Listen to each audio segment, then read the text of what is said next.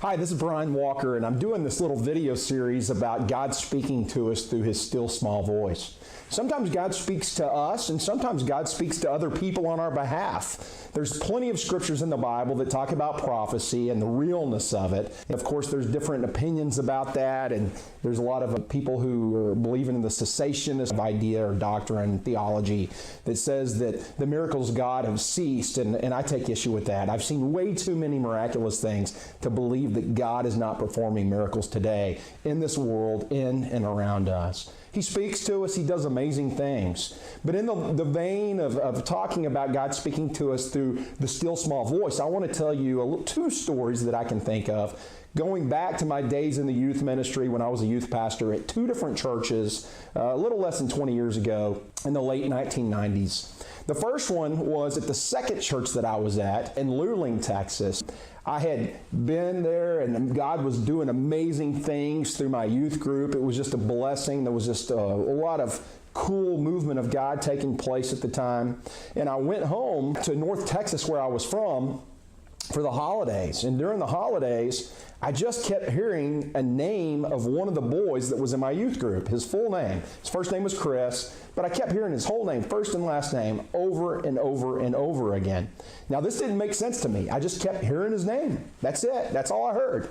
And apparently I'm kind of hard-headed and slow to respond, but after about 5 days of this, I finally said, okay, God, what gives? You know, I prayed about it. I said, what are you trying to tell me about Chris? I clearly heard at that point, you need to let him teach in church. I had not really empowered any of my youth. I'd only been there for probably about 9 months at that time, and God was telling me it was time that some of these youth who had risen up and taken a leadership role and that were being looked at as leaders from many of the kids in the youth group, that I needed to give them a platform.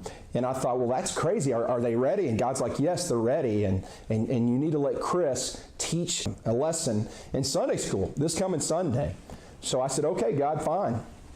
So I called Chris on the phone, and I said, Chris, this may sound really crazy and weird, but I kept hearing your name over and over again over the past few days. And the weirdest thing came to me, I believe that you were supposed to teach a lesson on Sunday, that God wants you to start doing some teaching within the youth ministry. And he got really quiet and paused, and he said, you got to be kidding me, Brian.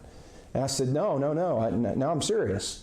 And he's like, I'm just overwhelmed. And I thought, no, it's no big deal. You're ready for this. He said, no, you don't understand. He said, God told me the exact same thing. He said, several days ago, I just got this vision, this idea from God that I was supposed to start teaching at church. And he said, and so I wrote a lesson. And he goes, and I couldn't stop. He said, I've already written 4 lessons, and I was working on a lesson when you called me just now. He ended up teaching. He was not, the flames weren't coming from his eyes or anything like that. He was a young kid. He was learning to speak. He was a little nervous at first, but it was amazing. I was watching and I thought, man, he's going to grow so much from this. And I kept thinking about him. And what I didn't think about was how the youth would respond to it, the rest of the youth group. It appeared that they responded and it resonated more with them than probably anything I had taught in 9 months or whatever it was. It was powerful, and it really had an impact on the youth. Why? Because God was behind it. Another story I can think of is when I was at a church before that in Seguin, Texas. I had about 10, 15 kids in the youth group, and there were really a lot of people from low socioeconomic backgrounds, and they had a lot of real problems. There was a lot of drugs, a lot of abuse, things of that nature. And one of the kids in my youth group who showed up about a few months after me being there wearing a trench coat and was just involved in drugs, and I started sharing the gospel with him. He started coming back week after week. We had this really cool experience where we were able to go and pour drugs down the toilet and flush the toilet and just get rid of that part of his life. But he had a lot of problems, a lot of emotional problems. In fact, it became apparent to me that there was some multiple personality issues even, and that there was some schizophrenia issues. He was hearing voices and things of that nature.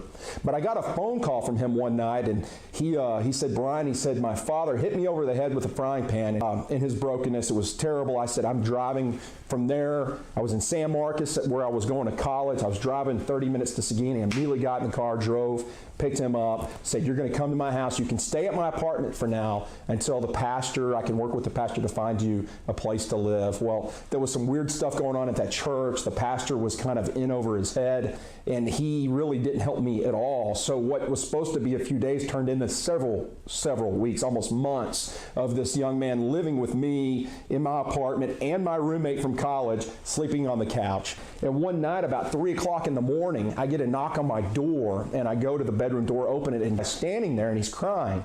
And he says to me, he says, Brian, he says, I want to go to sleep. He said, but every time I close my eyes, I just want to grab a knife and come in here and stab you to death.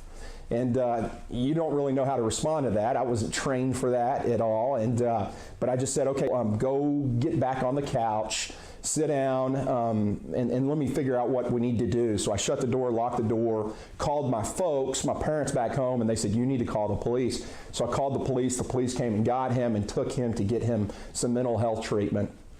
It was a really crazy time. That was when I realized it was time for me to leave that church.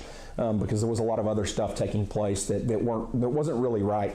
But what happened was I had befriended a couple that were in some 50-somethings in the church who were really good, godly people. And I would have dinner over at their house, and they kind of mentored me and took me in and watched me. And they were very aware of the situation. In fact, they were very upset about it because they felt like the pastor should have been doing more to help me in that really weird, awkward situation. But the next day after this happened, after I woke up, I was woken at 3 o'clock in the morning, I get a phone call from that lady, and she says, Brian, I got to tell you something.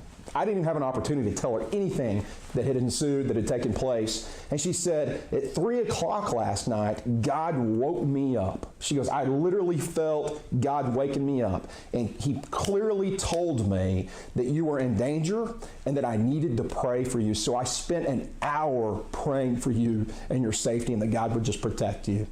And of course, what she didn't know was at about 3 o'clock in the morning, sometime around then, is when he told me that he was thinking about stabbing me to death. Now, it hit me at that time that when people are thinking about killing you because of voices in their head or whatever, they don't typically tell you that they're thinking about killing you. No, that doesn't typically happen. Instead, God was protecting me. And because of that beautiful woman's prayers, I really believe that God protected me and took care of the situation and dealt with him and caused him and forced him to come and to admit to me what was going through his mind.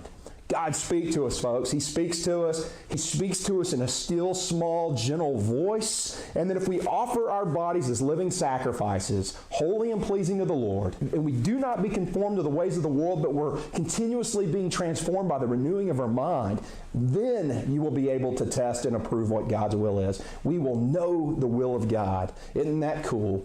God speaks to us. Let him speak to you. Pursue him with all your heart, and I promise you, he will radically change your life. God bless you, and thank you for watching this video.